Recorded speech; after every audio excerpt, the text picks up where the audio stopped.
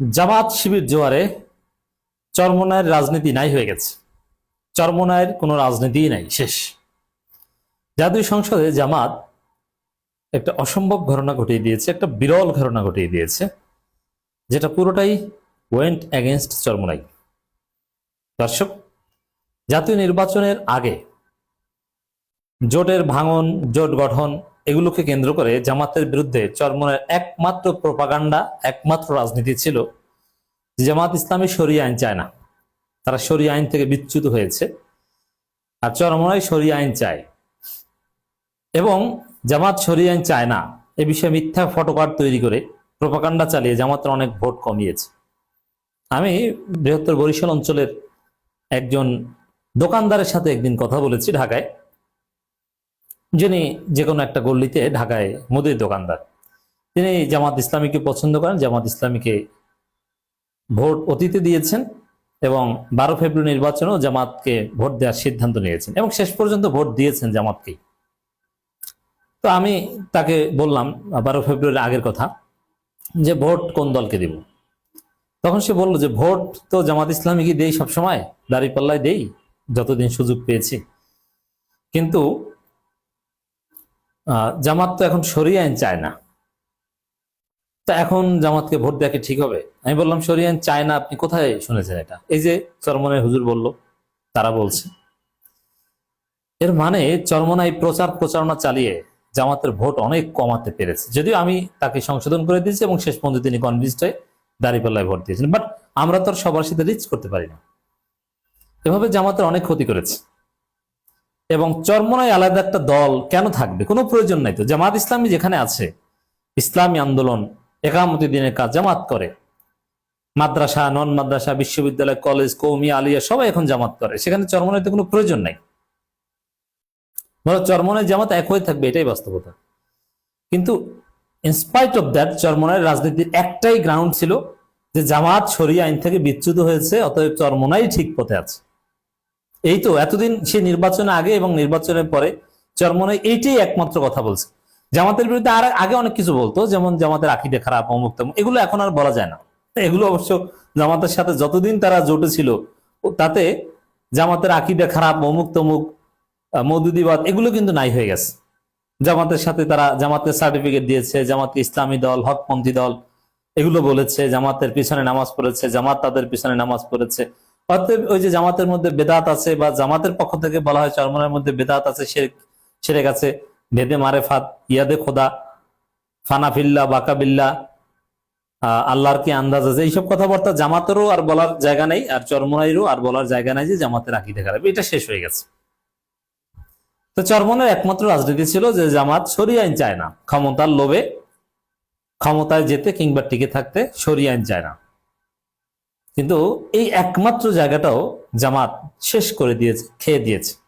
খবর, মানুষের আইনের কবর রচনা করে কোরআনের আইন প্রতিষ্ঠার দাবি জামাত এমপি জাতীয় সংসদে, অধ্যাপক মুজিবুর রহমানের। এখন কি বলবেন?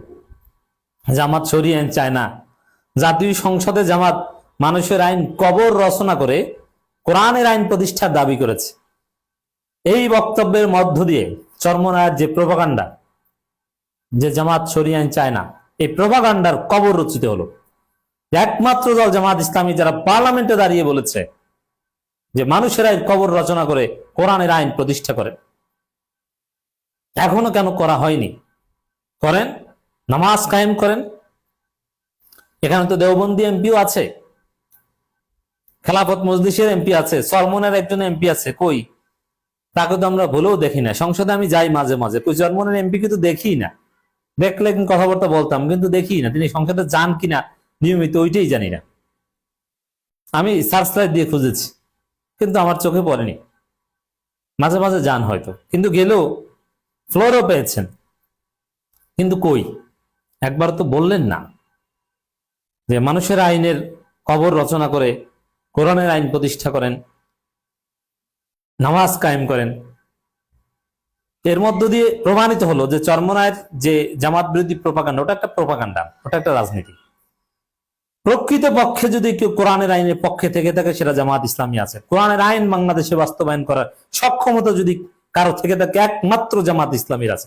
একমাত্র জামাত ইসলামী পার্লামেন্টে এই কথা বলতে পেরেছে, আর কেউ পারেনি। এবং আপনি চিন্তা করেন, বাংলাদেশের পার্লামেন্টে এমপি বলছেন, জামাত ইসলাম এমপি বলছেন কোরআনের আইন কায়েম করেন, মানুষের আইনের কবর রচনা করেন। এতে শাহবাগ পাড়ায় আগুন জ্বলে গেছে, তাদের মাথা খারাপ হয়ে গেছে। এমনকি বিএনপির মধ্যে যারা নব্য শাহবাগী, তাদের মাথা খারাপ হয়ে গেছে। তো জামাত ইসলামী যে একামতে দিনের পক্ষের সংগঠন, পিওর ইসলামী সংগঠন, হ্যাঁ, মানুষ মাত্রই ভুল, ত্রুটি বিচ্যুতি, ভুলের ঊর্ধ্বে কেউ নয়। তারপরও জামাত যে ইসলামী দল, তারাই যে কোরআনের আইন প্রতিষ্ঠার পক্ষের দল, এবং তাদের পক্ষে যে কিছুটা হলো ভয়েস রেজ করা সম্ভব, এটা প্রমাণিত হলো।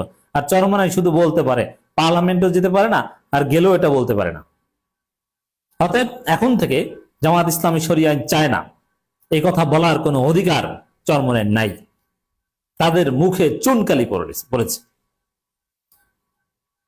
অধ্যাপক মুজিবুর রহমানের পুরো বক্তব্য যদি শুনেন, তাহলে জামাত ইসলামী শরিয়া আইন চায় না, এ কথা ভুলেও কেউ বলতে পারবে না। তার পুরো বক্তব্যের টিউন আমরা তো নিউজ থেকে বিশ্লেষণ করছি, বাট তার বক্তব্যের যে ধরন, পুরোটাই মনে হয়েছে যে একজন পিওর ইসলামপন্থী একটা দল, এবং আল্লাহর জমিন আল্লাহর আইন কায়েম করা একটা দল। পার্লামেন্ট যা কিছু দেখেন, এগুলো মূল হচ্ছে জামাত ইসলাম ইসলাম কায়েম করতে চায়। তাদের মঞ্জিল, তাদের মকসুদ ওইটাই সন্দেহাতীত ভাবে প্রমাণিত হয়েছে। বাংলাদেশে মানুষের আইনের কবর রচনা করে কোরআনের আইন প্রতিষ্ঠার দাবি তুলেছেন জামাত ইসলামীর রাজশাহী 1 আসনের সংসদ সদস্য অধ্যাপক মুজিবুর রহমান। তিনি বলেন, আমরা আল্লাহর আইন চাই, আপনারা বিএনপি আল্লাহর আইনের বিরোধিতা করবেন না বলেছেন। কত সুন্দরভাবে উপস্থাপন করেছেন, দেখেছেন? অতএব আসুন বাংলাদেশের মানুষের আইনের কবর রচনা করে কোরআনের আইন প্রতিষ্ঠা করি। যদিও এখানে এটা নিয়ে অতি সূক্ষ্ম অনেক আলোচনা আছে, আমি সেই তাত্ত্বিক আলোচনায় যাচ্ছি না, জাস্ট একটু সংক্ষেপে দেখি। বাংলাদেশে যে কোরআনের আইন নাই, বিষয়টা এরকম না। আর বাংলাদেশে কোথাও নামাজ পড়তে নিষেধ করা হয় না, নামাজ কায়েম আছে। এই যে জামাত ইসলামী নামাজ কায়েম করে, জামাত নামাজ পড়ে, এবং পার্লামেন্টে নামাজের বিরতি দেওয়া হয়। এইটি তো এখন কি পিটিয়ে মানুষকে মসজিদে নেবে না, এটা না, নামাজ কায়েম আছে। এবং ইনহেরিটেন্স ল, মুসলিম ফ্যামিলি ল, এগুলো কোরআনের আইন আছে। এবং আইন মূলত মানুষই রচনা করে। কোরআন সুন্নাহ বা ইসলামে আইনের কিছু মূলনীতি দেওয়া আছে, ব্যাংকিং ল, আরো নানান বিষয়ে, ইন্স্যুরেন্স ল, ট্রাফিক ল, এগুলো মানুষই রচনা করবে। আইন মানুষেরই তৈরি হয়, তবে আল্লাহ আইনের মূলনীতি না। আর কিছু কিছু আইন সরাসরি আল্লাহ দেন, কিছু কিছু অল্প কিছু ফৌজদারি আইন, যেমন একটা রাষ্ট্র চালাতে কয়েক লক্ষ আইন লাগে, তার মধ্যে পুরো কোরআনে হয়তো বা 500 আইন আছে, তবে সমস্ত আইনের মূলনীতি আছে। এই জন্য আইন তো বেসিক্যালি মানুষকেই তৈরি করতে হবে, আর যেগুলো আল্লাহ সরাসরি দিয়েছেন এগুলো বিনা বাধায় মানতে হবে। তো অধ্যাপক মুজিবুর রহমান ওইটি হয়তো বুঝিয়েছেন, যেগুলো সরাসরি আল্লাহ দিয়েছেন ওইগুলো কেন আমরা বাস্তবায়ন করি না। আর যেগুলো সরাসরি কোরআনে হাদিসে যেসব আইনের কথা বলা আছে, যেমন জেনার শাস্তি, চুরির হাত কাটার বিধান, ইত্যাদি ইত্যাদি, এই আরো নানান বিষয় শাস্তি, এগুলো যেহেতু মুহকামাত, এগুলো বাস্তবায়ন করা জরুরি। হ্যাঁ, আমরা সবাই এগুলোর পক্ষে, পার্লামেন্ট এগুলো বাস্তবায়ন করতে পারে, এগুলোর মধ্যেই কল্যাণ। অতএব দর্শক, জামাতের বিরুদ্ধে চরমনের আর কোনো কথা বলার অধিকার নেই।